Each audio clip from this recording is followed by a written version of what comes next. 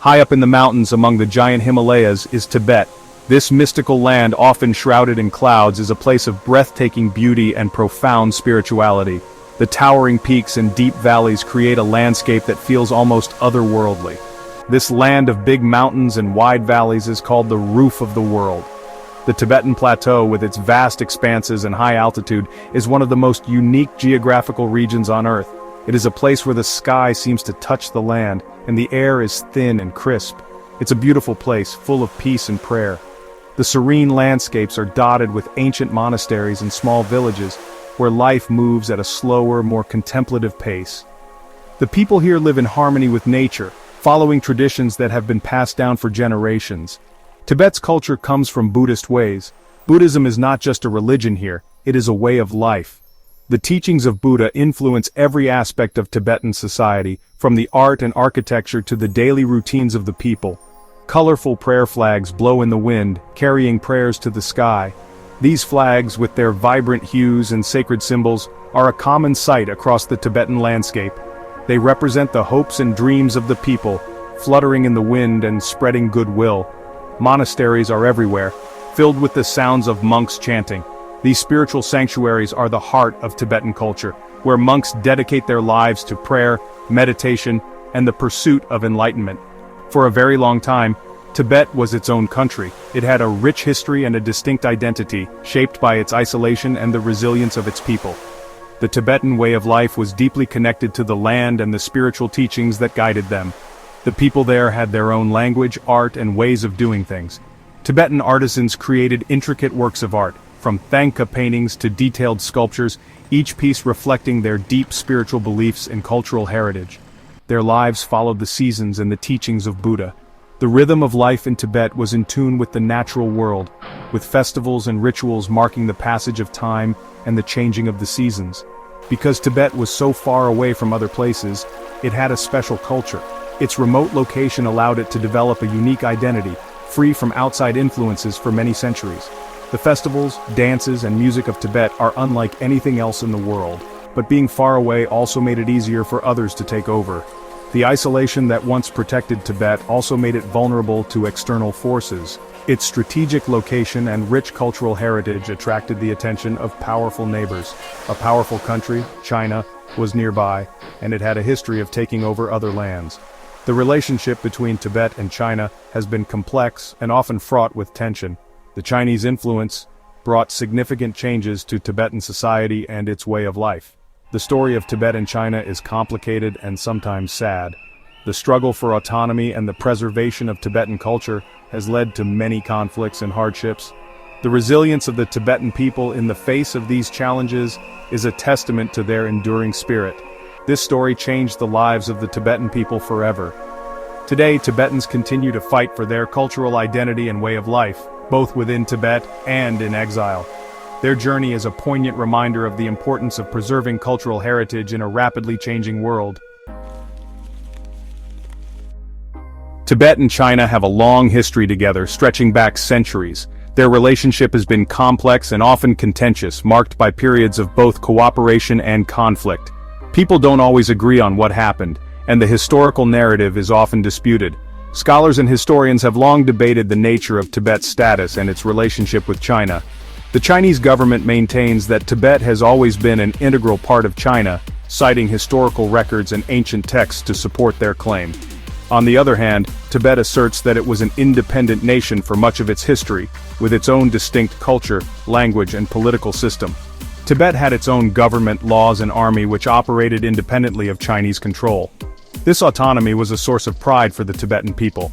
In 1913, Tibet declared its independence from China, a move that was recognized by Mongolia and a few other countries. This period was seen as a golden era of Tibetan sovereignty. Mongolia agreed, and some other countries did too, acknowledging Tibet's status as a separate entity. However, this recognition was not universal. Despite these declarations, China never stopped asserting its claim over Tibet. Chinese leaders consistently emphasized that Tibet was a part of their nation. After the old Chinese government fell and a new one took over in 1949, the new leaders were determined to bring Tibet under their control. They saw Tibet as a crucial part of their national strategy. China thought Tibet was important for its plans, both strategically and economically. The region's resources and its location were seen as vital to China's interests. They wanted to control it completely, to integrate it fully into the Chinese state. This ambition led to significant military and political efforts to assert dominance over Tibet. This was the start of a very sad time for Tibet. The Tibetan people faced immense challenges and hardships as they struggled to maintain their cultural identity and autonomy in the face of Chinese control. In 1950, the Chinese army marched into Tibet. The invasion was swift and overwhelming, catching the Tibetan forces off guard. The Tibetan army was small and didn't have good weapons. They lost quickly. The soldiers were poorly equipped, with outdated weapons that stood no chance against the modern Chinese military. This is when China started to rule Tibet. The Chinese flag was raised, symbolizing the beginning of a new era of control and dominance over the Tibetan region. A year later, in 1951, China made Tibet sign a document called the 17-Point Agreement. This agreement was supposed to ensure peace and stability, but it was signed under duress. Tibet had no choice but to sign. The Tibetan leaders were distressed and had little power to resist the overwhelming pressure from China. This agreement said Tibet was part of China. It outlined the terms of Tibet's incorporation into the People's Republic of China, promising autonomy and respect for Tibetan culture. China promised to let Tibetans keep their culture and religion. The agreement assured that Tibetan customs, religious practices, and way of life would be preserved. But China didn't keep its promises. Over time, the Chinese government began to impose strict controls, leading to the destruction of many monasteries and religious sites. They started to change Tibetan ways. They destroyed monasteries, hurt monks, and arrested those who resisted. The cultural and religious repression was severe, and stopped people from speaking Tibetan or learning about their own culture. Chinese propaganda was widespread, and Tibetan children were taught Chinese, erasing their cultural identity.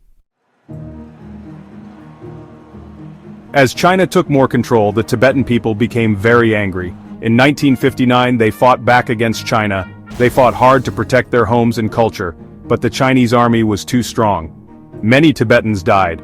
After the fighting, the Dalai Lama, the spiritual leader of Tibet, had to escape to India. Thousands of Tibetans went with him. India gave them a safe place to live and helped them set up a new Tibetan government in Dharamsala. The Dalai Lama leaving Tibet was a big moment. It made the world notice what was happening to Tibet. Gap 2S. After leaving Tibet, the Dalai Lama became famous for peace and non-violence. He has worked hard to help the Tibetan people and find a peaceful solution with China. He talks about compassion, talking things out, and understanding each other. People all over the world listen to him. He wants Tibet to be able to make its own decisions but still be a part of China. He won the Nobel Peace Prize in 1989 for his peaceful work to help Tibet. The Dalai Lama has kept the world talking about Tibet. Even though many countries have asked China to stop, China still controls Tibet. There are many soldiers there.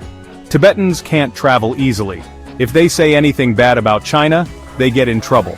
They can't say what they think, practice their religion freely, or meet together in groups. They are always being watched. China wants Tibetans to become more like Chinese people. They want them to speak Mandarin, and they are moving Chinese people into Tibet.